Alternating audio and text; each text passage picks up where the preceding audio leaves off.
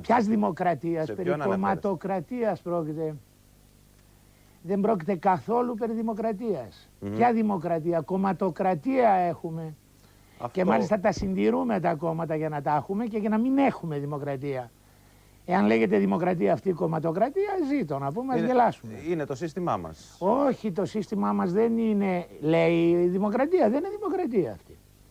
Αυτή είναι κομματοκρατία, απόλυτος, ομή και κοινική. Υπάρχει άλλη λύση. Δηλαδή είναι ακριβώς ό,τι αντίθετο προς ό,τι έχει η έννοια δημοκρατία. Υπάρχει άλλη λύση?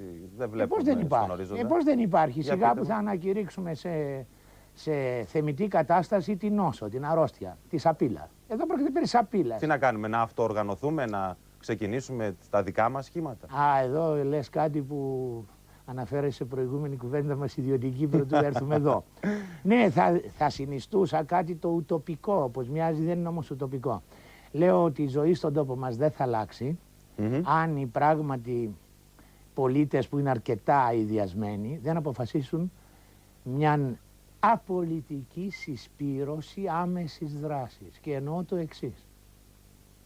Απολιτική, και φυσικά εννοώ πολιτική, ότι τάχα αυτή την πολιτική, αντίθετη προς αυτή την πολιτική, δεν εννοώ αντίθετη προς την πολιτική υπό την έννοια του Περικλή, ας πούμε, αφήστε τα αυτά.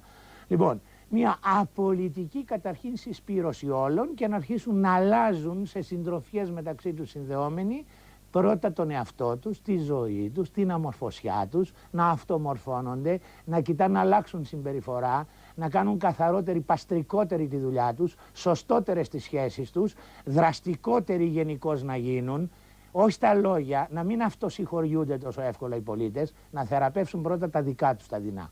Και τότε θα προκληθεί απότερα, αν αυτό γινότανε. Θα μου πει κανείς ότι δεν γίνεται. Αν δεν γίνεται, δεν θα αλλάξει τίποτα στην Ελλάδα. Εδώ έχουμε 300 βουλευτές που δεν τολμάνε να μιλήσουν και να κρίνουν και να πούνε αυτό το οποίο πράγματι σκέπτονται. Διότι λογαριάζουν απλώς ότι θα θυμώσει ο αρχηγός και θα τους διαγράψει ή δεν θα τους βάλει στη λίστα.